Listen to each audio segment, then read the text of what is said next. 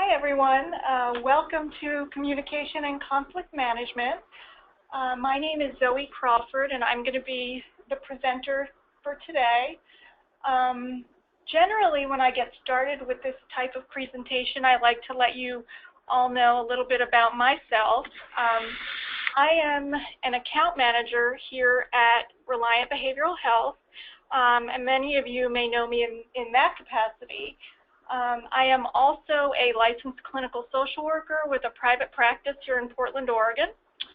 And I work a lot of my work in my practice focuses on work with people who may be considered difficult or have challenges in their communication styles. So I'm actually really excited to present this to you all today and also get your feedback on this and answer any questions that you might have. And just as an aside, I wanted to thank all of you who are listening today because you officially made me our most popular speaker to date. And I think that part of that is because this is a topic that just comes up so often in our daily lives. So it's kind of ironic that in this format I'm going to be talking about communication because there's so much of communication that we're going to get into that is nonverbal. And in this format, obviously, we only have the verbal communication. And that poses some unique challenges, but also some really cool, unique benefits. And I'll kind of illustrate that those points as we proceed. Also, just as a heads up, because there are so many of us on the line today, I want to let you know that I'm going to leave a fair amount of time at the end for questions, because I think it'll be easiest if we save those until the end and have a dedicated period of time to answer those. So I will definitely leave ample time for questions. So with that, let's get started. So what are the elements of communication? I want us to think of communication and conceptualize it as a telephone line. The prerequisite to any discussion on that telephone line is an open signal, okay? The channel is clear. Without that, nothing else can happen in any interaction. There is no interaction unless there's a clear channel and an open channel. So that's the first part. The second part is the person sending the message has to be clear and understandable. This means a couple of things. It's understandable to the person actually relaying the message, and it's also has to be understandable to the receiver. The receiver needs to accurately decode the message. So you want to be clear that the message has to be decipherable on both ends, the listener and the receiver. And so you want to talk in a way that people can hear and take in. So what does effective listening require? In order to be a good listener, now this is kind of the ironic part, you want to make eye contact. Obviously, as I said, in this format that can't be done. But that's okay, because what you can do is use any of these effective listening tools in order to compensate for the lack of one or two areas. An inability to make eye contact, such as in this format, would mean that I then need to think of some other ways of getting my messages across. For me, that would be kind of paying attention to my tone of voice and how I might be coming across to those of you who are listening. Because I can't take a listening posture forward in my seat, making eye contact, raising my eyebrows, perhaps, as opposed to asking a direct question. And I'm not able to clarify for understanding during the actual presentation, which is why I set it up in the beginning where I said, okay, we're going to have time at the end for questions.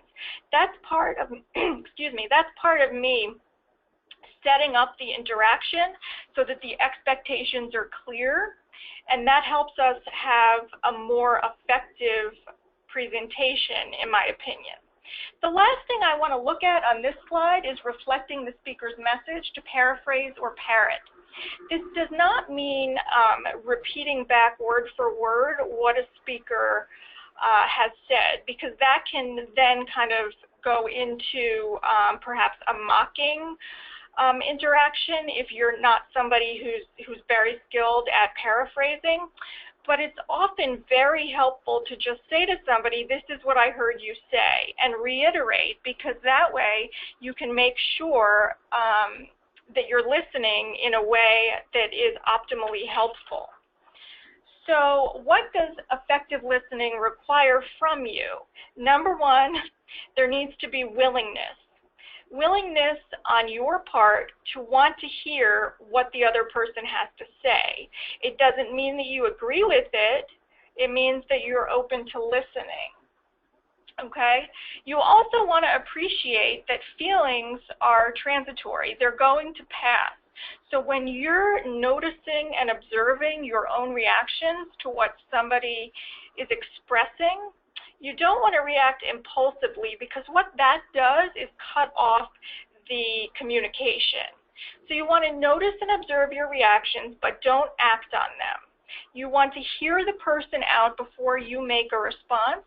And as I said in the last slide, you also may want to check and make sure that your understanding of what was said was correct by paraphrasing what you heard.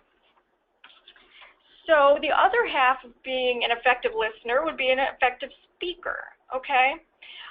We've all heard about I messages, and you want to make sure that I messages are not disguised you messages, okay? I'm going to give an example here. In thinking about an I message, you don't want to use it as an excuse to criticize the other person. An example of this would be, I feel that you are irritating. Well, that's an example of a disguised you message, because what you're really doing is telling the other person that they're annoying. So a way to rephrase this would be, for example, when I'm working on a project and my door is shut, please don't come in. Okay, so you're using a concrete example. That's one topic. It's brief. It's extremely specific as to what your message is. And then after that, you can ask for the person's feedback and understanding. That's when you can use that time to figure out if your message was received in the way it was intended.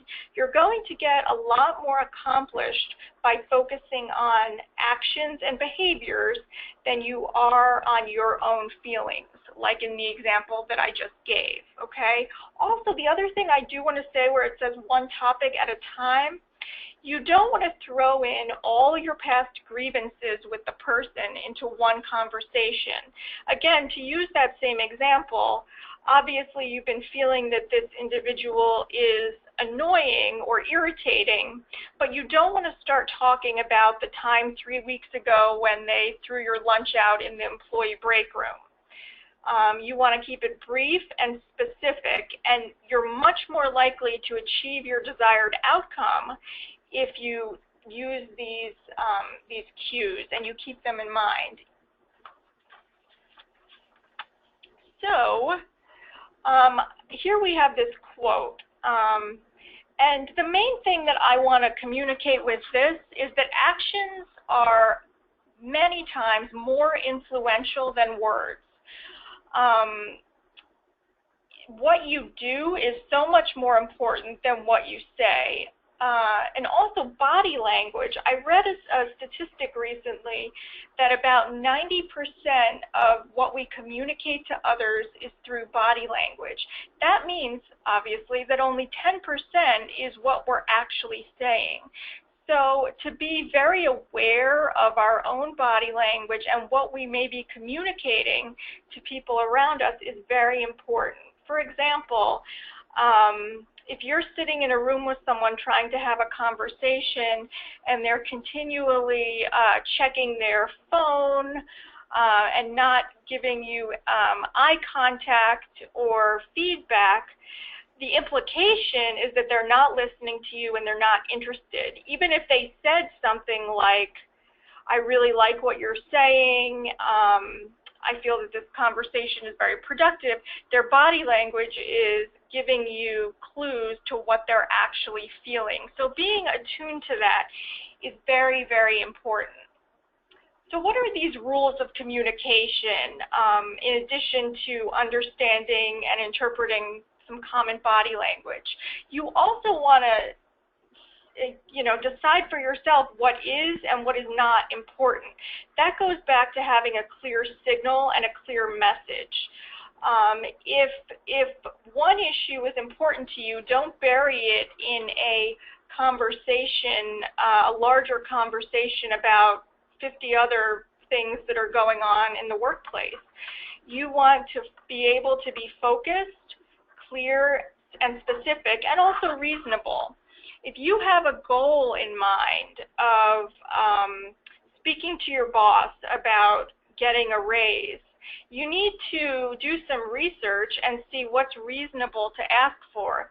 Because if you walk into your boss's office and ask for a salary of $1 million a year, when most people in your position make nowhere near that, your communication is not going to be received in a way that is helpful to you, most likely.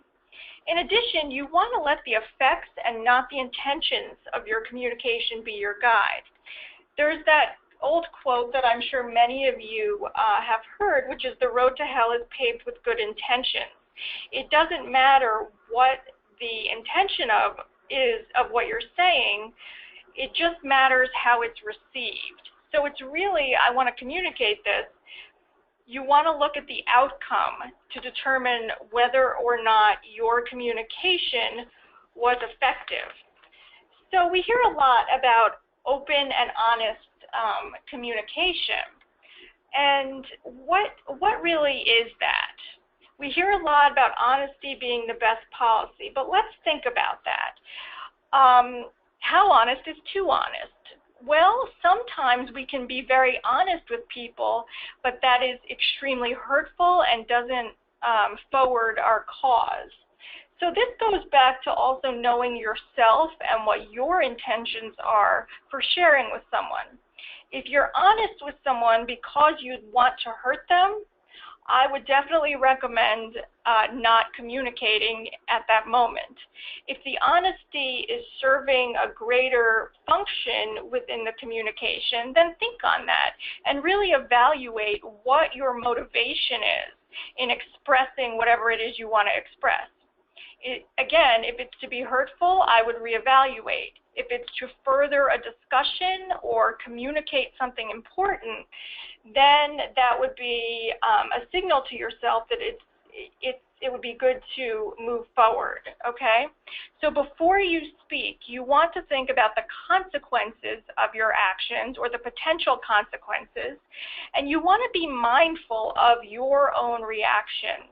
I cannot emphasize that enough, that when you're thinking about being an effective speaker, an effective communicator, you need to know and be cognizant of your own reactions to other people and what purpose they serve in the context of the present. So, a lot of times in the workplace, we come up with a lot of conflict. It's the same for workplace and home. Conflict is part of being human, and you can use conflict as a tool, or you can shy away from it and not use it to your benefit. So what I want to stress is that conflict can be very productive, it can be very helpful, and it can really further both your personal and your work-life development if you can frame it in a way that is useful. So what are the sources of conflict that most people experience, again, either in home or workplace settings? It's these four things on the screen. The sources of conflict, which is the previous slide, are boundary violations. That's when somebody is getting too close to you, either physically. An example of that would be like the close talker in Seinfeld, where you feel like you can't get away from somebody. So that's one sort of physical boundary violation. There's also emotional boundary violations when somebody, say at work, maybe asking you personal questions that you don't feel comfortable answering. That is another type of boundary violation. Another source of conflict can be obviously just in your family. How many of us have gone home to visit family and immediately slip back into old patterns and old family roles? Our family of origin can be the most rich source of conflict because they're the ones who originally installed your conflict buttons. They know what to push. And again, but knowing these patterns of behavior is going to be very helpful in determining your both communication style and your own feelings about conflict. So what about this conflict of values versus needs?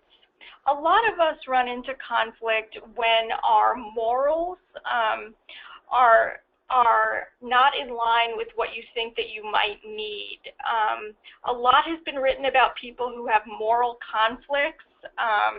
They don't know how to behave in a particular situation because there's no real clear choice, and they may not have a very distinct sense of self.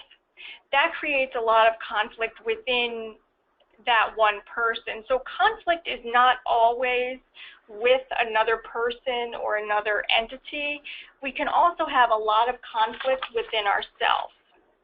So what are the things that we want to keep in mind, both in dealing with conflict externally and also, again, within ourselves? I like to use this acronym, VOMP.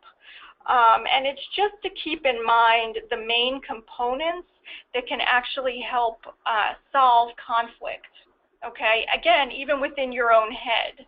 The first one is ventilation, okay? So imagine if you're venting a room, okay? That's getting air flowing.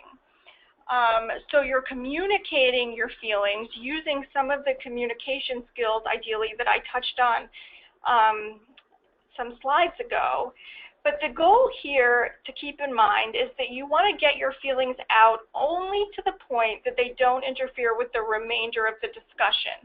So this is not the time to start talking about every feeling you've ever had in relation to this conflict.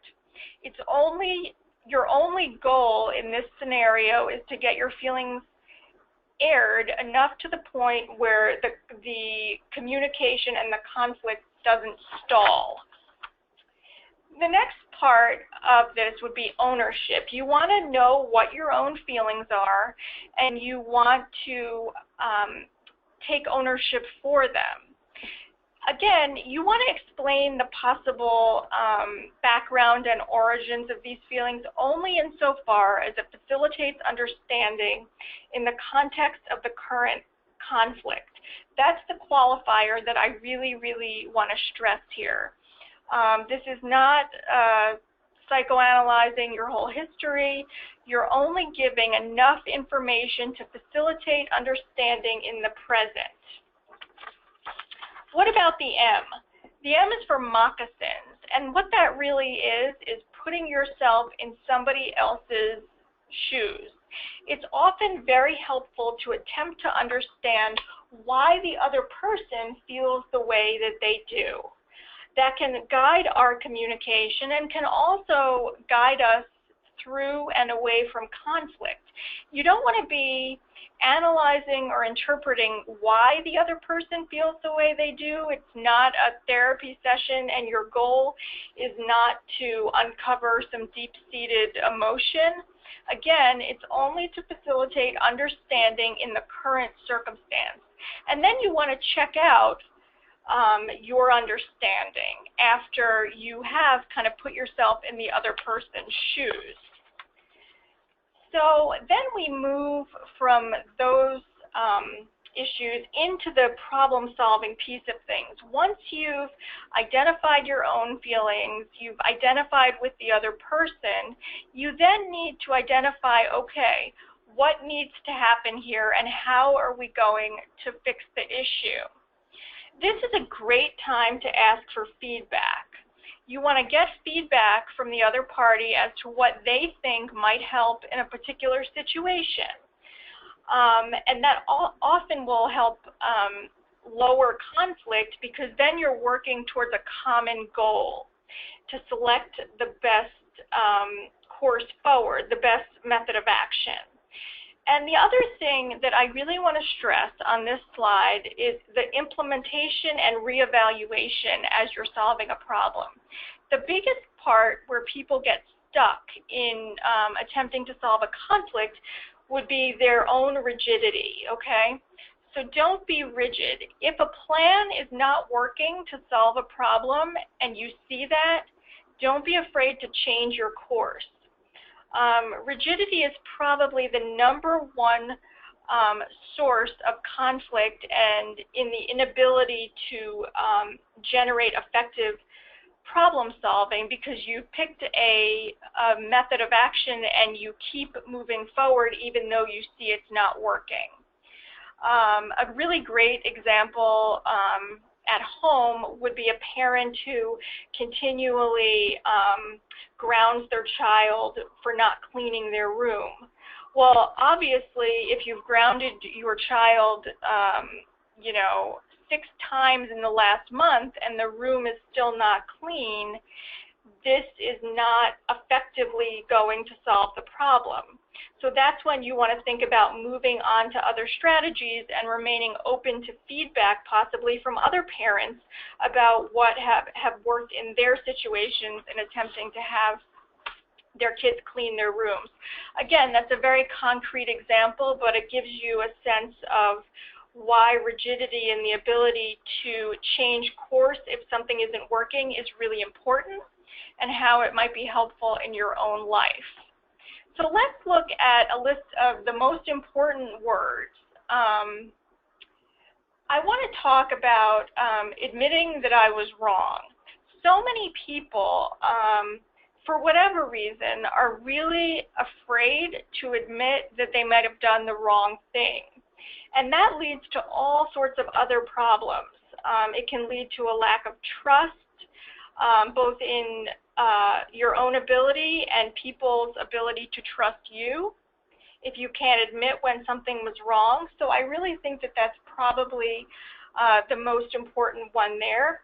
In addition to giving credit where credit is due, so many of us come to work and do our jobs and do a very good job, but nobody ever gives us positive feedback as to the job that we're doing, and that's when we can lose a lot of motivation. It's always nice to hear the positive things, even if that's what you're supposed to be doing. It really does help improve motivation, and it improves your ability to creatively problem solve when you know that there are people who think that you do a good job. So that's important to keep in mind. You also want to remember that life is really a team sport. Nobody can do anything alone. We all belong to teams, whether they're teams of family members or teams of coworkers.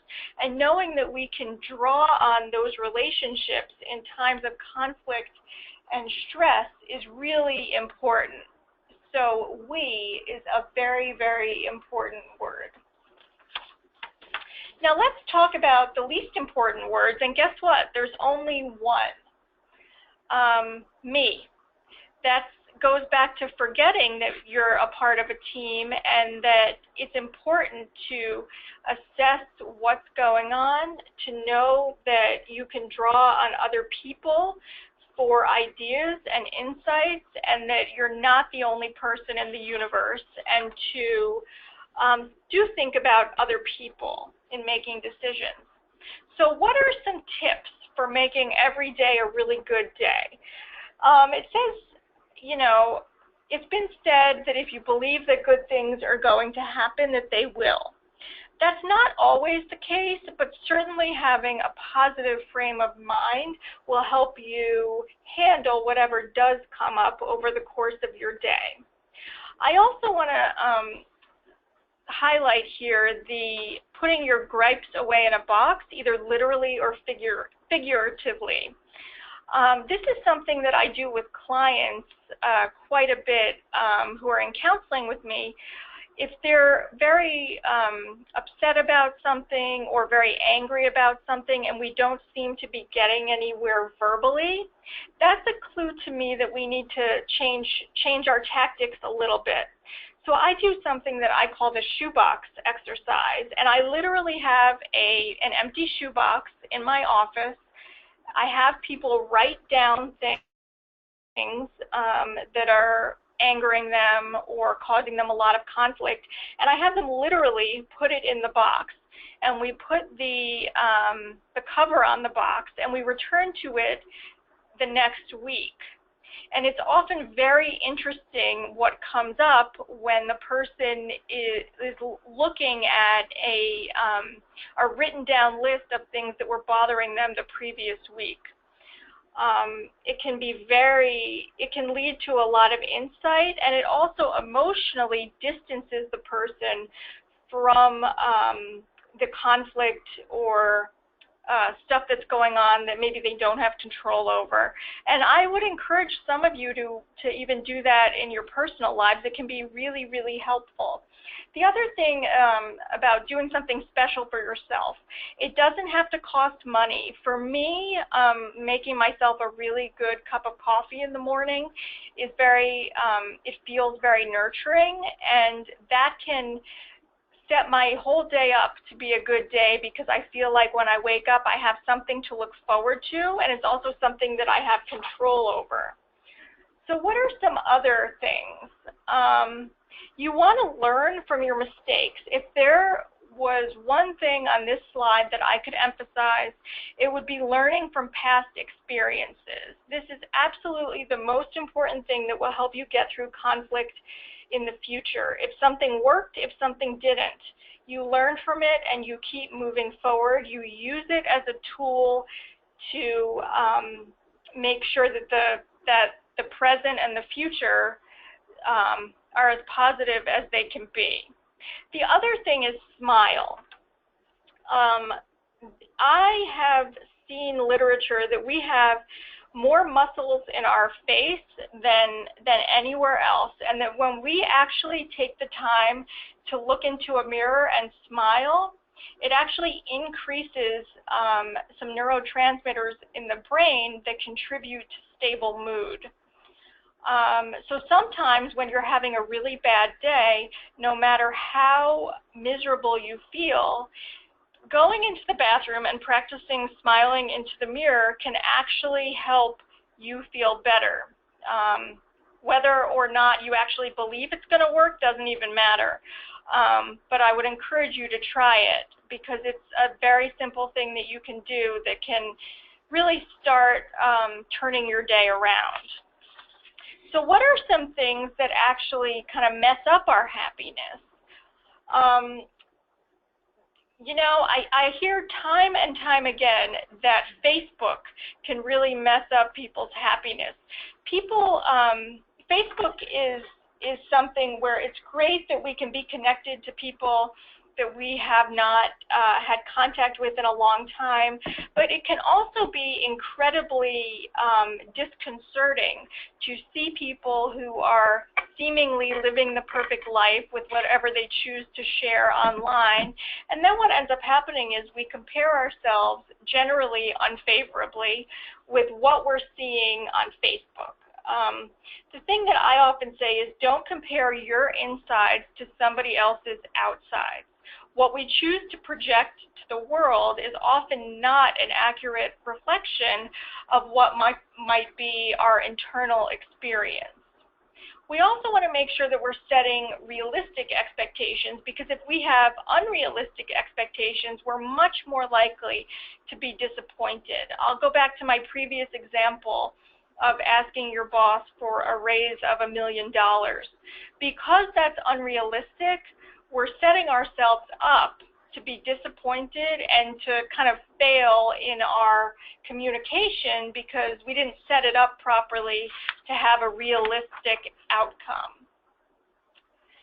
So I'd like to end the formal part of the presentation with this quote. Remember, it's not about the things that are going on. It's about how you deal with them. We have a lot more control over our daily experience than we give ourselves credit for.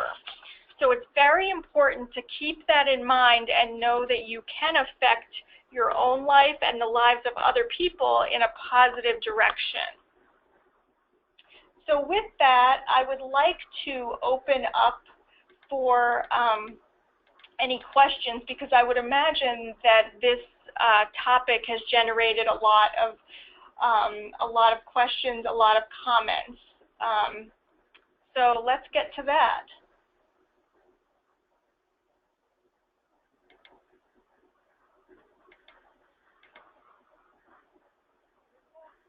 Okay, let's see. A number of employees work from home. Any tips for remote staff? Okay. Well, I think with remote staff really presents some unique challenges. Kind of like what I had mentioned at the beginning of the webinar, when you're not seeing people, it can be it can be more difficult to communicate. I would recommend for remote staff trying to have a central gathering place, maybe once a quarter or twice a year, just so people can actually be face-to-face, having a background of understanding of the other people, even if you're not physically interacting with them on a day-to-day basis, can often be really helpful. The other thing would be to do meetings via webcam, because even though people are not physically together, it can be helpful to have those visual cues. Not all the time, but certainly sometimes it can be very, very helpful. The visual cues, and a couple times a year meeting in person. Let's see. The PowerPoint will be posted on our YouTube, on our homepage. Well, the archived webinar will be posted on our YouTube page, and anyone who has requested the PowerPoint, we'll email that out to you after the presentation is finished. Thank you, Brenda. You're welcome. Let's see. Oh, well, I see a comment that the audio kept cutting out. Hopefully you can check it out on our YouTube page and see if you might be able to get some of the content that you weren't able to hear, and I'm sorry about that. Okay, what is a good way to get someone talking if they are reluctant to share their feelings? That's an awesome question. I think the best way to get people talking would be to enter into a conversation with an open-ended question. An example of an open-ended question would be, how are you doing on the most recent, I don't know, the most recent account that we worked on together? You're asking a question that requires a certain level of response, as opposed to asking, are you feeling good about that recent account issue that we worked on together? Because that's a yes or a no question. The other question, how are you feeling about that, does require more of an involved response. And based on the other person's reactions, you can then gauge how you're going to proceed in the conversation. But the best way to get people talking would be open-ended questions, and to really enter into the conversation with a desire to be curious as opposed to a desire to get a specific response.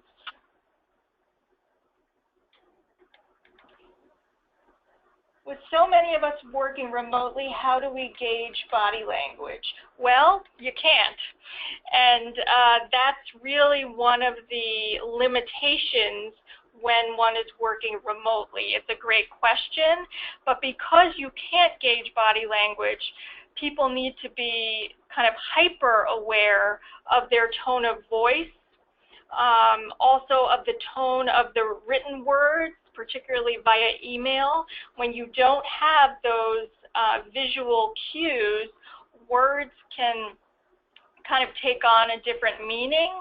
So being very aware of your own, your way that you might be coming across. And then also, again, for those of you working remotely, it really would be helpful from time to time to do webcams so that you can see other people's body language, because it is such a huge element involved in effective communication. So when is a good time to bring up a conflict that can't be resolved? Great question. My answer to that would be not when the conflict is currently occurring. You want to bring up a conflict not in the heat of the moment, but afterwards. You don't want to wait too long, because then it kind of recedes into the background. But you don't want to bring up an ongoing conflict when you're directly involved in the conflict. So I would say if you're having conflict with coworkers, I'll just think of a brief concrete example. You're having an ongoing conflict with a coworker not throwing away their uneaten lunch and leaving it in the fridge for weeks on end. And this is something that has occurred multiple times. The time to address it would not be as soon as you've opened the fridge and you notice the spoiled food. The time to address it would be the next day, when you've calmed down a little bit and you're better able to articulate your thoughts. Addressing conflict in the heat of the moment is much less likely to lead to a favorable outcome. You might also want to take notes on what the main points are that you want to get across, particularly when dealing with an ongoing issue. It's very important to be clear in your own mind about what your main talking points are, and having a sheet of paper to refer to can often be really helpful, kind of like your own personal PowerPoint that will provide you with talking points. Okay, do we have any suggestions on how to deal with being an outsider on a team and being targeted by other coworkers and staff? That's a tough one. I would say it starts with the individual who feels targeted. I would make a list of reasons why you feel targeted, some concrete examples.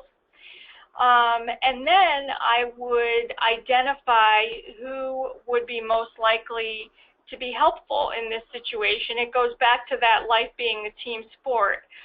And speak to someone and say, hey, these are my perceptions of why I'm feeling like an outsider, or why I feel particularly targeted. Do you share my perceptions? And then that could obviously go one of two ways. If the other person agrees with you, then I would recommend brainstorming with that person to identify the most effective next steps. If they don't agree with you and don't kind of get your points, I think that would be an indication that you would need to reevaluate how you're feeling and where the origins of that might be. Because so many of us do react to things in the present because of things that may have happened in our past. I'm not saying in any way that that's the case here, but it goes back to knowing and being aware of your own reactions so that you can deal with the present circumstances in a more constructive way. Next question. I tend to get interrupted when communicating with our members, so I speed up my initial communication to try to get it all in before I'm interrupted, which then causes problems. Are there techniques to help not being interrupted? Well, yes. That goes back to actually what I was talking about towards the end of the presentation. Being interrupted is a boundary violation. Somebody is breaching your boundary of kind of having the floor, so to speak, by cutting you off and interrupting. In those instances, I would recommend some redirection. So for example, if you're having a discussion with someone and they cut off what you're saying, a way to deal with that might be, I understand your point, but I'd like to finish what I'm saying before we continue. And then go back to what it is that you were saying. I wouldn't recommend talking over people because then nobody's listening and no point is getting across.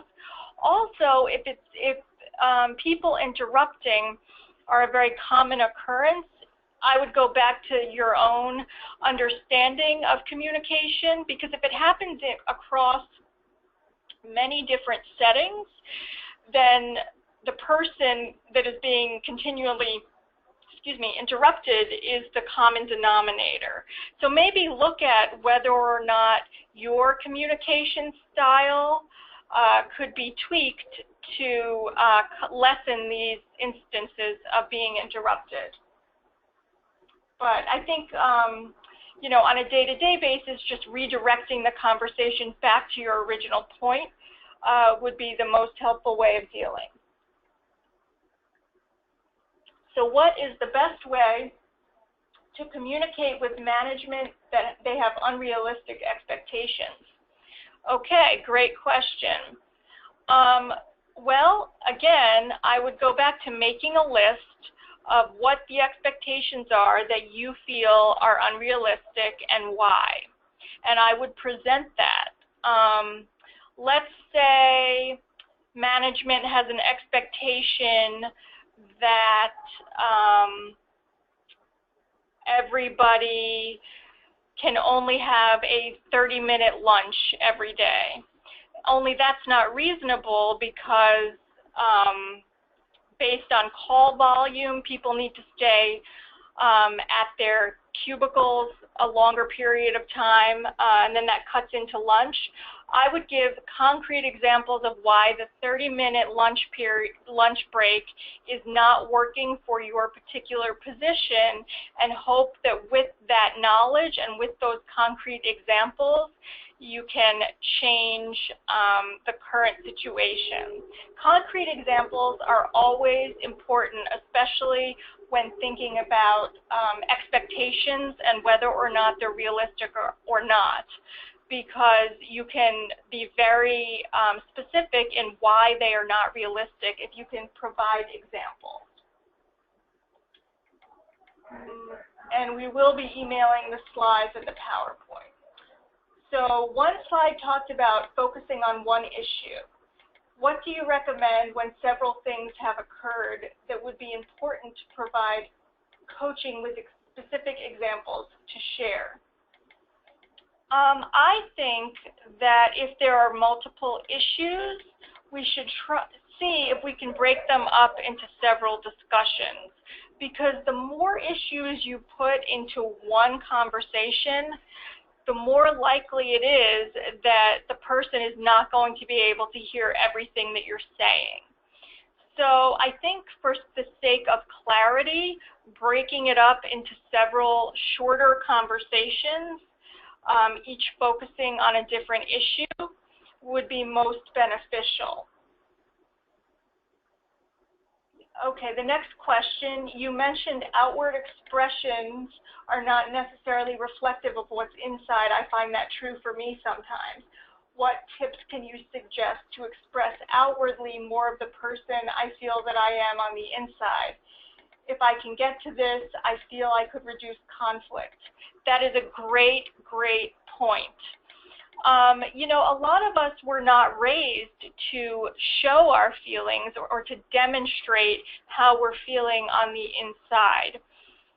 I think the best way to start doing this would be to practice. And that sounds like an odd bit of feedback, but I think that a great way to start understanding how to express yourself would be to avail yourself of the EAP benefit that all of you have through your relationship with Reliant Behavioral Health, to maybe work with a counselor for however many sessions that your company provides free of charge, to start identifying how you're feeling and how to best express it to others. You can use that counseling relationship in a very short-term way to reduce conflict and also to know yourself better so that you can deal more effectively with other situations. I think it's a great use of short-term counseling to learn how to express yourself more effectively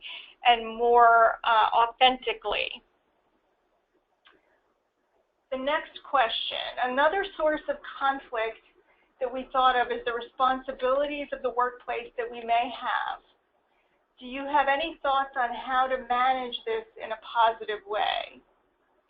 Okay, so to manage the responsibilities, like the way I'm kind of thinking of this is if one feels overwhelmed by the amount of responsibilities that they have in the workplace, I would suggest starting out by reframing the situation. Maybe you have a lot of responsibilities because you're a very competent individual. So starting from that place, of a place of confidence and that the workplace has faith and in you and of you, may help you better deal with the multiple responsibilities being placed on you in the workplace. The other thing would be to delegate. If maybe all of these responsibilities aren't things that you yourself need to do, maybe to ask other members of your team to pitch in, because doing things all by yourself often is not the best use of your time. Sometimes it is, but learning to differentiate when you can delegate versus when you need to do some of these responsibilities on your own will go a long way to reducing also your internal conflict. Okay, so the next question, how can I learn to become less conflict averse? Great question. And my response to that would be practice. Don't shy away from the conflict. Most of the time when people are very conflict averse, it comes from a place of fear. Fear of upsetting the other person, fear of upsetting themselves, fear of not being able to handle a situation effectively. So then the person retreats, which actually paradoxically can create a lot more conflict both in the short term and in the long term. So I would say if you see a conflict occurring, really force yourself to step into it as opposed to stepping away. Even if that just means listening, being present for a conflict can often be the first step in learning to be less averse to conflict. Okay, the next question. The presentation appears to be from an extrovert position. Any pointers for those of us who are introverts? Great question. I think, you know, introverts have a lot of strengths that often are not acknowledged because they're not kind of as out there as somebody who's extroverted. I definitely want to emphasize that anybody who is introverted can really do any of the things that I've discussed today.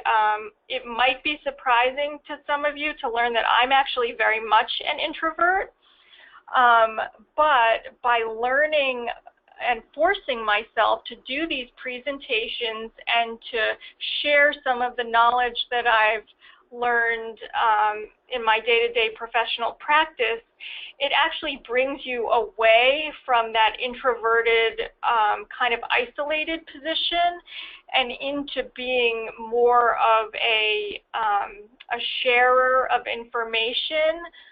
I think even the labeling oneself as an introvert can kind of reinforce that view and then cause some isolating behaviors, or to use the term from before, conflict-averse behaviors, because you're more in tune with yourself. But really, any of these tools can be used for people no matter what their kind of interpersonal style is. Okay, next question.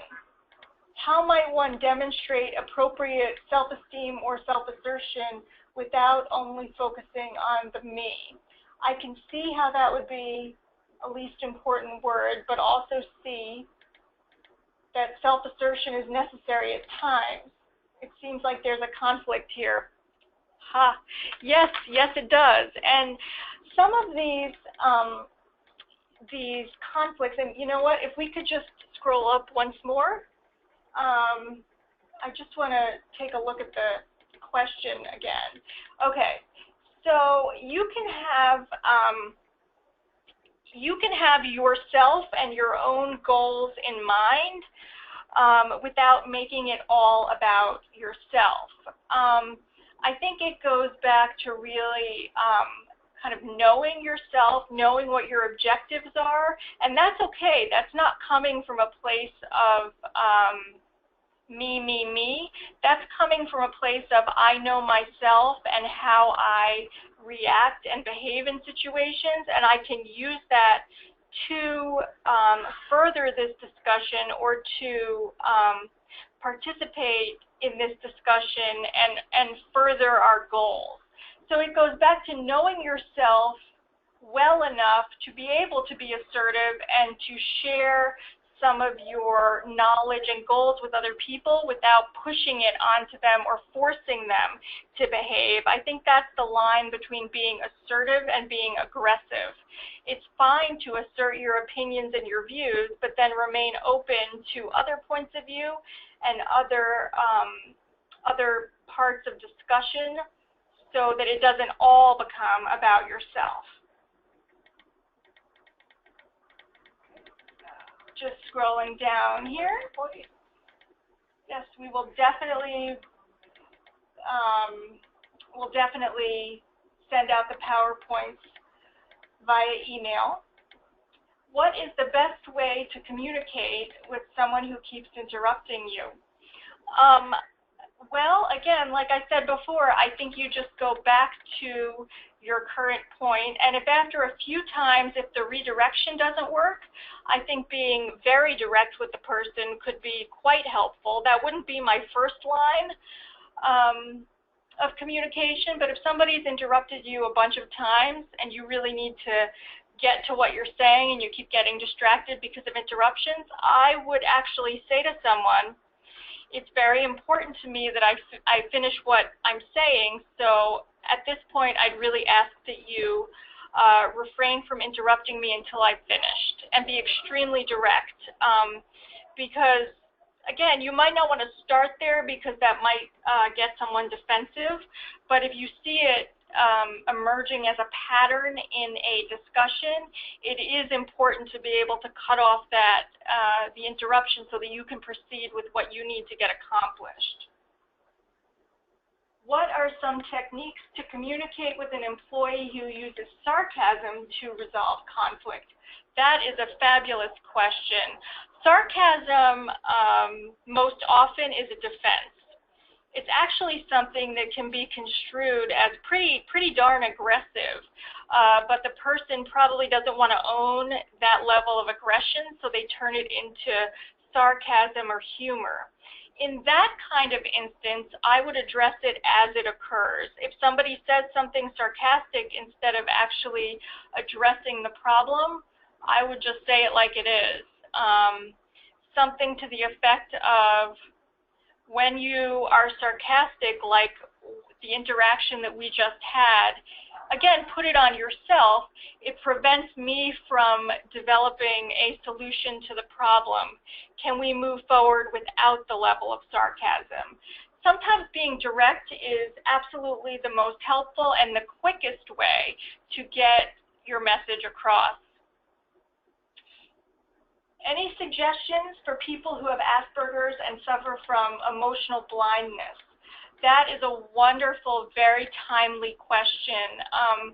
There's been a lot of research about how people who are on the spectrum of Asperger's and autism have a lot of difficulty recognizing the emotions of others and responding in a socially appropriate way. I would say that people who do have difficulty with that, and it certainly doesn't have to be, you know, people who are on some sort of Asperger's spectrum, if you know that you're somebody who has difficulty reading other people and you feel comfortable enough, I might be very open about that. And say, sometimes in social situations I have difficulty, so I just ask that you be aware of that, and I'll do the best I can. Because sometimes putting that out there up front will actually reduce some of the potential anxiety about misinterpreting social cues, and can actually cause the person to be socially more cognizant of other people's social cues, because their own anxiety is lessened about that interaction. So sometimes being upfront is just the best way. How do you promote honesty within a team and promote team atmosphere rather than me, myself, or I? Promoting honesty within a team really starts with the team leader modeling honest behavior. Any team within a workplace kind of functions as a surrogate family, and if we conceptualize it in that way, the team leader could be seen as the mother or the father. And where do kids look for feedback? They look at the parents. So if you want an honest team and you're the team leader, model that honesty. Okay, because whether or not people acknowledge it, they do absorb the energy and the actions of those around them. So if that's what you're looking for, just try to embody that. When you're meeting with your team, you can be honest about your own reactions to things, your own feelings, and my guess is that team members will start to pick up on that, and it will kind of be somewhat of a chain reaction. It might take a while, but it should happen. Honesty and trust go hand in hand. When people are more honest, those around them tend to trust them more, and when there's more trust, people are able to be honest. It's a two-way street, and they're very interconnected. When facilitating a conversation between two employees in conflict, sometimes folks get stuck in the ventilation mode. Tips to move forward with the discussion. Great question. In order to keep things moving forward, I might just say, at this point, I'd like to give you 3 to 5 minutes each to talk about what your feelings are, but past that 5-minute point, we're going to need to move into the action phase and decide the best course, what the best course is to proceed. So set it up as, okay, we have limited time. After this time is over, then we need to move forward. Setting up the boundaries within a conversation can be very helpful in moving it forward and making sure you still get to the action phase where you get to keep the conversation moving, as opposed to getting stuck in this tornado of feelings, because that can go on for a very long time. You're correct. Do these techniques work on teenagers? Well, they may not work, they may not, but they will work on parents. And if you use these techniques, it will often give you a sense of better control over what's occurring. What I often tell to parents that I see in my practice is that the teenage years are very, very difficult. It's difficult to be a teen. It's difficult to be a parent. So it really goes back to knowing yourself and your communication style as a parent so that you can communicate in a way that is least conflicting in your own self. Because you're right. I mean, teenagers are they live in their own world, and there's a lot of things that are very effective for adults, yet not effective for teens. So it starts with you as the parent knowing your communication style, and again, maybe working with a professional for a limited number of sessions to talk about how you might best communicate with your teens, because the teens are not likely to change. Do I agree with the statement, you cannot not communicate? Yes, absolutely. Everything that you do, every action you take, every word that you say is communicating something. Even if you think that you're not saying anything, sometimes your silence is the biggest communicator. We are communicating all the time in every possible way.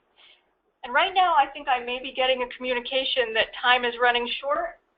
Yes, and time is over. Okay. All right. See, that was nonverbal communication in action. Okay, so what we're going to do is we're going to have to end here.